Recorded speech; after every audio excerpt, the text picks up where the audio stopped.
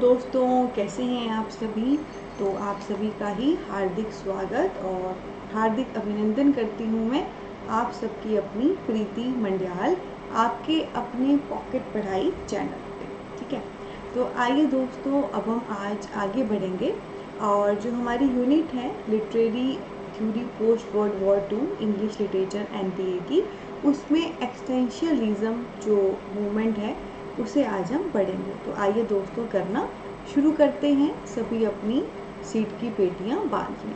ठीक है, तो ये है हमारी एक्सटेंशियलिज्म मूवमेंट। एकदम इसको शुरू करने से पहले मैं सबसे पहले आपको थोड़ा सा इसका बिगिन का बता देती हूँ। जैसे कि आपको ये शब्द दिख रहा है एक्सटेंशियलिज्म, तो ये एग्जिस्टेंस से ये शब्द बना है, एग्जिस्टेंस से बना है एक्सटेंशियलिज्म।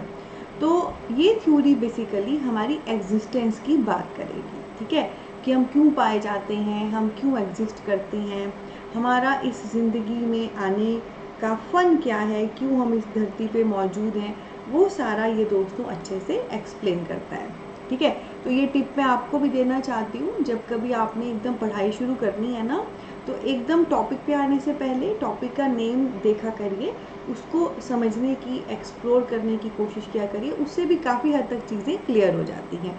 जैसे एग्जिस्टेंस से ये शब्द बना है एक्सटेंशियलिज्म। सो दोस्तों, इसमें आइए देखते हैं हम मेन पॉइंट्स। तो सबसे पहला इसमें मेन पॉइंट है कि ये जो मूवमेंट है, ये जो थ्योरी है, वो क्यों आई थी। तो इसका जो मेन कारण है, जो इसका मेन कॉज है, that is after effect of world war. ठीक है, तो जो विश्व युद्ध हुए थे, जैसे इवन दो हमारी इस यूनिट का नाम भी है literary theory post world war two, तो जो हमारे विश्व युद्ध हुए थे उसकी वजह से ना लोगों में जो एक बड़ी टेंशन का माहौल था, लोगों ने अपने खो दिए थे, सपने खो दिए थे, बहुत परेशान थे, वो बहुत हैरास थे, मतलब हर लेवल पे वो बहुत ही डिस्गस्टिंग एंड बहुत ही बैड फील कर रहे थे। तो वही इसका जो है मेन कारण था। तो जो लोगों ने वो अपने और सपने खोए थे ना, लोग दुखी हो गए थे, तो लोग फ्रस्ट्रेट हो गए थे, उनको कुछ दिख नहीं रहा था आगे, उसी वजह से दोस्तों ये मूवमेंट निकल के आई थी। ठीक है, तो इस मूवमेंट का जो मेन कॉज है that is after effect of world war. उसके बाद है दोस्तों, इस मूवमेंट में हम बेसिकली फोकस किस पे करते हैं, क्या हमारे मेन पॉइंट्स या मेन ऑब्जर्वेशन रहती हैं। तो यहाँ पे जो मेन फोकस है, जो मेन ऑब्जर्वेशन यहाँ पे रहती हैं, वो दो मेन पॉइंट हैं। सबसे पहला है एग्जिस्टेंस ऑफ सेल्फ, ठीक है, और दूसरा है सेल्फ इज़ इम्पॉर्टेंट। तो ये तो मैंने आपको शुरू में ही बोला था कि ये मूवमेंट का नेम एग्जिस्टेंस शब्द से बना है, एक्सटेंशियलिज्म। तो ये बेसिकली बात करती है, ये थ्योरी बेसिकली बात करती है हमारी एग्जिस्टेंस की, कि हमारी सेल्फ एग्जिस्ट क्यों हुई है, हम क्यों पाए जा रहे हैं, हम क्यों यहाँ पे मौजूद है। ठीक है, ये देखते देखते ना जनरली थोड़ा सा अपना एक एक्सपीरियंस आपसे शेयर करना चाहूँगी। ऐसे तो हम दुनिया में खोए होते हैं, ये वो एंड ऑल, पर कई बार ना बचपन में मैं टेरेस पे जाकर लेट जाया करती थी, टेरेस पे ऐसे लेट जाती थी, ऊपर आकाश को देखती थी, फिर ऊपर आकाश पे ना मेरे को तारे दिखते थे, तारे एंड ऑल, मतलब शाम का टाइम होता था। तो उस टाइम पे लिटरली मैं सोचती थी कि हम कहाँ पे घुसे हुए हैं, और लिटरली दुनिया कितनी बड़ी है, कितना कुछ है, तो बहुत कुछ है। तो बड़ा प्रश्न सा आता था कि हमारी एग्जिस्टेंस क्यों है, हम क्यों पाए जा रहे हैं, है ना। तो हम तो कहीं ना कहीं यहीं पे खोए होते हैं, पर the thing is beyond that, ज़िंदगी इससे ऊपर है। तो ये बेसिकली ऑब्जर्व करती है एग्जिस्टेंस ऑफ सेल्फ, कि अगर हम हैं तो हम हैं क्यों। और ये प्रश्न भी लोगों के मन में कब आया, जो वॉर हुई, वॉर की वजह से जो परेशानी हुई, मतलब लोगों को ना, मतलब ज़िंदगी का कोई पर्पस नहीं दिख रहा था, कुछ समझ नहीं आ रहा था। तो और साथ में ही दूसरा पॉइंट इन्होंने ये भी कहा, सेल्फ इज़ इम्पॉर्टेंट। ठीक है, तो इसमें सिर्फ यही प्रश्न नहीं आया कि हम पाए क्यों जा रहे हैं, बल्कि उसी प्रश्न के साथ ये भी आया कि हम जो हैं, हम इम्पॉर्टेंट हैं, अवर सेल्फ इज़ इम्पॉर्टेंट। हम क्यों एग्जिस्ट करते हैं हमें पता होना चाहिए, और हमारी सेल्फ इम्पॉर्टेंट है ये भी हमें पता होना चाहिए। यानी कि कोई भी आके हमें अंडर एस्टिमेट ना करे, कोई भी आके हमें नुकसान ना पहुंचा दे, कोई भी हमारा फालतू फ़ायदा ना उठा ले, हम हैं तो सब है। उसके बाद दोस्तों अगला प्रश्न यहाँ पे है कि ये जो शब्द है ये कहाँ से डिराइव किया गया है। तो एक लैटिन वर्ड है हमारे सामने, एग्जिस्टेंस। ठीक है, तो जैसे मैंने शुरू में भी कहा था, ये जो मूवमेंट है एक्सटेंशियलिज्म, ये एग्जिस्टेंस शब्द से आया है। ठीक है, तो फर्दर ये जो एग्जिस्टेंस शब्द है ये एक लैटिन वर्ड है, तो लैटिन वर्ड एग्जिस्टेंस है, वहाँ से फिर आगे चल के ये पूरा एक्सटेंशियलिज्म शब्द आया है। तो इस प्रकार के प्रश्न भी रहते हैं दोस्तों, कई बार आता है कि ये टर्म किस शब्द से ली गई है और वो शब्द किस भाषा का है। तो जनरली इंग्लिश में जो मैक्सिमम वर्ड्स आपको मिलेंगे वो लैटिन या ग्रीक से मिलेंगे। तो ऑप्शन में लैटिन भी होगा, ग्रीक भी होगा और ऑप्शन भी होगा। तो जर्नली जो एक्सपीरियंस मेरा कहता है इतने सालों का, जर्नली जो शब्द होते हैं वो लैटिन और ग्रीक होते हैं। पर फिर भी आपने कंफ्यूज नहीं करना है, you must know the exact कि ठीक है लैटिन और ग्रीक तो है, पर लैटिन और ग्रीक में से भी कौन है। तो एग्जिस्टेंस वाला जो शब्द है ये आपका लैटिन से आया है। ठीक है, तो क्या क्या देखा अभी तक हमने। एक तो एक्सटेंशियलिज्म एग्जिस्टेंस शब्द से आया है, इसका कारण था वर्ल्ड वॉर का होना, लोग जो दुखी हो गए थे एंड ऑल। इसमें बेसिकली दो चीज़ों पे फोकस किया गया, ऑब्जर्व किया गया कि हमारी एग्जिस्टेंस क्यों है और हमारी सेल्फ इम्पॉर्टेंट है, हम क्यों हैं और हम इम्पॉर्टेंट हैं। और साथ में ये जो एग्जिस्टेंस शब्द है ये बेसिकली लैटिन भाषा से आया है, जिससे आगे चल के ये पूरी एक्सटेंशियलिज्म जो है पूरी टर्म आई थी। ठीक है, तो ध्यान रखें ये एक एक पॉइंट जो हम कर रहे हैं ये एक एक पॉइंट एमसीक्यू है, ये इकट्ठा भी आ सकता है। जैसे पेपर में प्रश्न आ जाता है एक्सटेंशियलिज्म के कैरेक्टरिस्टिक दिए हैं, बताओ इसमें से कौन से सही हैं कौन से गलत, या 1 2 3 स्टेटमेंट या इस प्रकार से, पर या अकेला अकेला भी आ सकता है। तो हर चीज़ को अच्छे से करें। उसके बाद दोस्तों आगे मैं आपको बताना चाहती हूँ कि एक्सटेंशियलिज्म मूवमेंट में एक बात बार बार कही गई थी, that is nothing is pre destined. Pre destined होता है कि पहले से ही डेस्टाइंड होना, पहले से ही फिक्स होना कि कब क्या होने जा रहा है। तो एक्सटेंशियलिज्म कहता है कि पहले से ही कुछ फिक्स नहीं है, जो जनरली वी से कि हमारे भाग्य में ये है, ये होके रहेगा, ये फिक्स है। तो एक्सटेंशियलिज्म कहता है नथिंग इज़ प्री डेस्टाइंड, आप ऐसा नहीं कह सकते कि पहले से फिक्स है, नहीं, बल्कि हम खुद इसके लिए रिस्पॉन्सिबल हैं। जो भी होता है हम उसके लिए खुद रिस्पॉन्सिबल है, कुछ भी पहले से नहीं डिस्टाइंड होता, हम खुद उस चीज़ को क्रिएट करते हैं। उसके बाद दोस्तों एक्सटेंशियलिज्म मूवमेंट से हमारे दो प्रकार के लोग जुड़े हुए हैं। एक तो वो जो रिलीजियस लोग हैं, धार्मिक जो इससे जुड़े हुए हैं, और एक वो जो निहिलिस्ट हैं, जो भगवान को नहीं मानते, वो जुड़े हुए हैं। ठीक है, तो एक्सटेंशियलिज्म की खास बात क्या है, इस मूवमेंट में आपको दो प्रकार की जो फेथ करने वाले हैं वो मिलेंगे। एक वो भी मिलेंगे जो रिलीजियस हैं, धार्मिक हैं, भगवान को मानते हैं, ठीक है, और इस मूवमेंट को फॉलो कर रहे हैं। और दूसरा ऐसे भी मिलेंगे जो निहिलिस्ट कहते हैं, निहिलिस्ट यानी कि निल, जिनके लिए भगवान ज़ीरो है, भगवान एग्जिस्ट नहीं करता, वो भी इसको फॉलो करते हैं। तो दोनों ही प्रकार के लोग इस मूवमेंट को फॉलो करते हैं, भगवान को फॉलो करने वाले भी, ठीक है, और भगवान को फॉलो ना करने वाले भी। आइए बारी बारी से इन्हें हम देखते हैं। सबसे पहले हम बात करेंगे जो हमारे रिलीजियस यानी कि धर्म को फॉलो करने वाले, यानी कि भगवान को फॉलो करने वाले हैं। तो उसमें सबसे पहले हम बात करेंगे क्रिश्चियन एक्सटेंशियलिस्ट की। तो जैसे बोलते हैं ना जिसने थ्योरी दी वो थ्योरिस्ट, तो वैसे ही जो एक्सटेंशियलिज्म को फॉलो करे वो एक्सटेंशियलिस्ट। ठीक है, और क्रिश्चियन एक्सटेंशियलिस्ट का मतलब है कि बेसिकली यहाँ पे जैसे मैंने कहा ना कि हम धर्म को फॉलो करने की वाले की बात कर रहे हैं, तो बेसिकली जिस धर्म को वो यहाँ पे फॉलो कर रहे हैं वो हमारा क्रिश्चियन धर्म है। कौन सा धर्म है? क्रिश्चियन। तो क्रिश्चियन धर्म से जुड़े हुए हैं और इस मूवमेंट से भी जुड़े हुए हैं, वो बेसिकली दो पर्सन हम करेंगे। एक है कर्गार्ड उनामुनो और एक है डोस्टोवस्की। कौन कौन से दोस्तों? कर्गार्ड उनामुनो, डोस्टोवस्की, ये दोनों ही क्रिश्चियन धर्म से हैं और दोनों ही एक्सटेंशियलिज्म मूवमेंट को फॉलो कर रहे हैं। तो जैसे कि मैंने कहा ये रिलीजियस हैं, भगवान को फॉलो करते हैं। तो इनके मेन फीचर क्या है? बिलीव्ड इन गॉड, एक तो ये भगवान को मानते हैं, और दूसरा मैन में फाइंड फ्रीडम फ्रॉम टेंशन, और ये भी मानते हैं कि एक इंसान को ना जो हम टेंशन की बात करते हैं उससे भी वो फ्रीडम पा सकता है ना। यानी कि कहीं ना कहीं कुछ पॉजिटिविटी वाली बातें ये कर रही हैं, भगवान को भी मान रहे हैं, और जो हम दुनिया में बोलते हैं टेंशन है ये, उसके बारे में भी वो कह रहे हैं कि एक इंसान को टेंशन से जो है फ्रीडम मिल सकती है। ठीक है, कैसे मिल सकती है टेंशन से फ्रीडम, वो ये भी उन्होंने बताया है। जैसे हम कहीं ना कहीं जो इतना ज़्यादा उलझे होते हैं, मोह माया एंड ऑल, पास्ट में ये हो गया, फ्यूचर में क्या करेंगे, तो जब हम उससे कहीं ना कहीं बाहर निकल जाते हैं तो ऑटोमेटिकली हम टेंशन से मुक्त हो जाते हैं।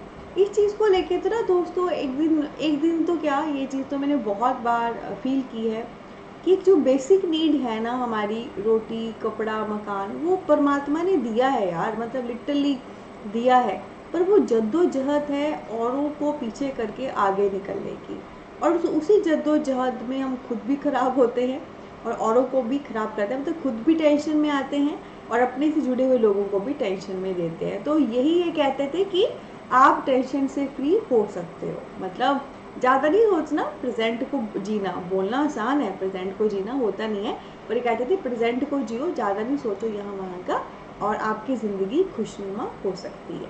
ठीक है, तो क्रिश्चियन एक्सटेंशनलिस्ट जो क्रिश्चियन धर्म से हैं, एक्सटेंशनलिज्म मूवमेंट को फॉलो कर रहे हैं, 2 पर्सन हमने किए, कगार्ड उनामुनो और डोस्टोवस्की, और इनके फीचर्स क्या है, भगवान पे बिलीव करते हैं, पॉजिटिविटी है, और ये भी कहते हैं कि हम टेंशन से मुक्त हो सकते हैं।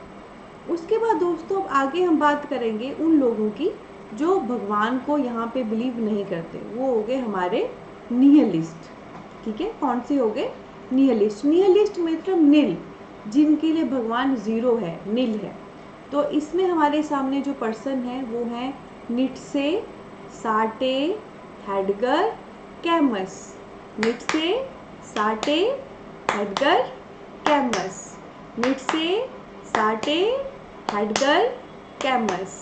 Nietzsche, Sartre, Heidegger, Camus. Nietzsche, Sartre, Heidegger, Camus. आपको पता है मैं क्यों गुनगुना रही हूँ, क्योंकि ऐसे बार बार बोलकर मैं आपके दिमाग में बिठा रही हूँ। ये एक और टिप है दोस्तों, जब कभी आपके सामने बहुत सारे राइटर्स या वर्क के या कैरेक्टर के नेम आए तो आप उन्हें गुनगुनाइए, आपको पता नहीं चलेगा, वो बोलते गुनगुनाते आपके दिमाग में बैठ जाएंगे, क्योंकि जितने ज़्यादा हमारे सेंसेस यूज़ होते हैं और बार बार यूज़ होते हैं, दिमाग में हमारी चीज़ें बैठ जाती हैं। तो निहिलिस्ट से जुड़े ये पर्सन हमारे सामने हैं, नीत्शे, सार्टे, हेडगर, कैमस। फर्दर सार्टे के आगे ब्रैकेट में आप देख सकते हैं लिखा हुआ है नो एग्जिट। तो नो एग्जिट बेसिकली बुक है दोस्तों जो सार्टे ने लिखी है, और कैमस के आगे ब्रैकेट में लिखा है द आउटसाइडर और द स्ट्रेंजर। तो बेसिकली द आउटसाइडर और द स्ट्रेंजर ये बुक है जो कैमस ने लिखी है, ये एक ही बुक है, आप इसे आउटसाइडर भी कह सकते हैं या स्ट्रेंजर भी कह सकते हैं। ठीक है, तो पीछे हमने 2 पढ़े थे, करगार्ड एंड उनामुनो, है ना, एक बार देख लेते हैं। जो रिलीजियस में हमने 2 पढ़े थे, करगार्ड उनामुनो और दूसरा डोस्टोवस्की, जो धर्म को फॉलो करने वाले थे। और निहिलिस्ट में हमने यहाँ 4 देखे हैं, नीत्शे, सार्टे, हेडगर, कैमस, राइट। और मैंने आपको टिप भी दे दिया, इनको बोलिए, गुनगुनाइए, आपके दिमाग में डेफिनेटली बैठेंगे। और ये टिप आप उस हर जगह यूज़ कर सकते हैं जहाँ पे आपको पढ़ती बार लग रहा है कि मुझे समझ नहीं आ रहा, मेरे दिमाग में नहीं बैठ रहा, मैं याद कैसे करूँगा। एटलीस्ट पहला एफर्ट करिए, इसमें भी मेहनत लगती है, पर ये मेहनत आपको बेनिफिट ज़रूर देगी। ओके, और फर्दर मैंने क्या बताया, सार्टे की बुक का क्या नाम है, नो एग्जिट। सार्टे नो एग्जिट, साडे नो एग्जिट। साडे बोलते पंजाबियों के, जब आप आते हो ना, बिना खाए पिए आप एग्जिट नहीं कर सकते, बाहर नहीं आ सकते। तो साडे is a word in Punjabi, right. तो साडे नहीं, इट्स साटे, साटे नो एग्जिट। साडे आओ, एग्जिट ना तुसी पाओ बिना खाए पिए। साडे मतलब साटे नो एग्जिट। ठीक है, और कैमस की बुक का नाम है आउटसाइडर और स्ट्रेंजर। ठीक है, कई बार होता नहीं कि जो कैंपस है, कॉलेज का कैंपस है, वहाँ पे कोई आउटसाइडर या स्ट्रेंजर नहीं आ सकता। छोटी छोटी चीज़ें, this is the second tip I am sharing with you. इस प्रकार से रिलेट करके, थोड़ा सा स्टोरी करके, लिंक करके आप याद कर सकते हो। ऊपर मैंने बताया साडे आओगे तो बिना खाए पिए एग्जिट नहीं कर पाओगे। साडे से साटे का नो एग्जिट वर्क, ओके। और जैसे कैंपस होता है कॉलेज का, उसमें आउटसाइडर या स्ट्रेंजर आने अलाउ नहीं होते हैं, राइट। सो कैम्पस का वर्क है आउटसाइडर और स्ट्रेंजर। तो एक टिप मैंने क्या दिया, बार बार बोलिए, गुनगुनाइए, आपके दिमाग में बैठ जाएगा। और दूसरा टिप मैंने क्या दिया कि इस प्रकार से लिंक करके साडे, साटे, no exit, campus, campus, outsider, stranger, आप लिंक करके याद कर सकते हो। क्योंकि बेटा एट द एंड तो यही कहानी है कि हम सिर्फ पढ़े ना, हम जो भी पढ़े हमारे दिमाग में इस प्रकार से रिटेन हो कि एग्ज़ाम में आगे पहुंच पाए।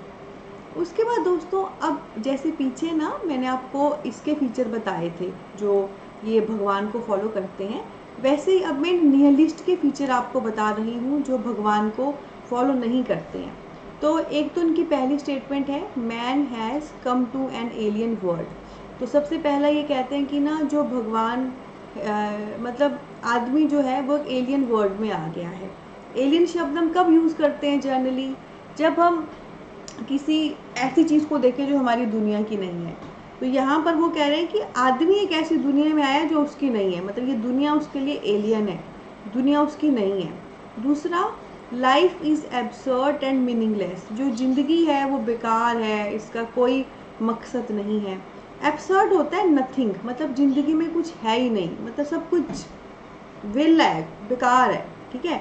तो उसका नेक्स्ट है कि ज़िंदगी एब्सर्ड है, मीनिंगलेस है, ज़िंदगी में कुछ भी नहीं है, कुछ भी मकसद नहीं है, ठीक है। देयर इज़ नथिंगनेस, ये अगला शब्द आई क्या, कुछ है ही नहीं ज़िंदगी में। Truth is error, there is no truth, ठीक है। जैसे आपने कहावत सुनी होगी, सत्यम शिवम सुंदरम। जो सत्य है वो शिव है, जो शिव है वो सुंदर है। यानी कि ट्रुथ, सत्य, सब कुछ सबसे बड़ी चीज़ है, सच्चाई बहुत बड़ी चीज़ है। पर ये क्योंकि भगवान को नहीं मानते, तो उस प्रकार की जो मॉरल फिलॉसफी है, सच, सत्य, ट्रुथ, उसको भी ये नहीं मानते। ये कहते हैं कि ट्रुथ एक एरर है और कोई ट्रुथ नामक चीज़ एग्जिस्ट ही नहीं करती है। और उसके बाद दोस्तों इनका लास्ट पॉइंट क्या है, God is subjective and creation of human mind. जो हम बड़े भगवान की बात करते हैं, भगवान है, ये है, वो है, भगवान है नहीं है, भगवान सब्जेक्टिव है, मतलब सिर्फ एक चीज़ है जिसको ह्यूमन माइंड ने क्रिएट किया है। एक्चुअली में भगवान है नहीं, इसको सिर्फ हमारे दिमाग ने क्रिएट किया है कि अच्छा ऐसे ऐसे है, ठीक है। तो ये फीचर्स हैं कि आदमी एक एलियन दुनिया में आ गया है, ज़िंदगी एब्सर्ड है, मीनिंगलेस है, ज़िंदगी में नथिंगनेस, कुछ भी नहीं है।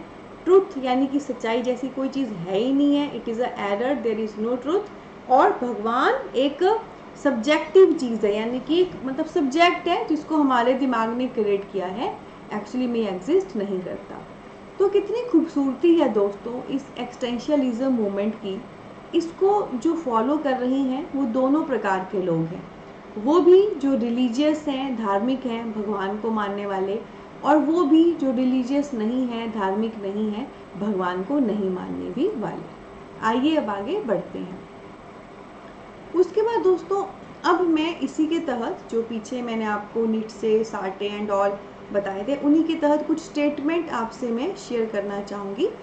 जो इन्हीं जो निहिलिस्ट देखे ना हमने, जो भगवान को फॉलो नहीं करते, उनमें से कुछ के हमने वर्क भी देखे, जैसे कैमस का, आउटसाइडर, स्ट्रेंजर, साटे, साडे, no entry, no exist, no exit, है ना।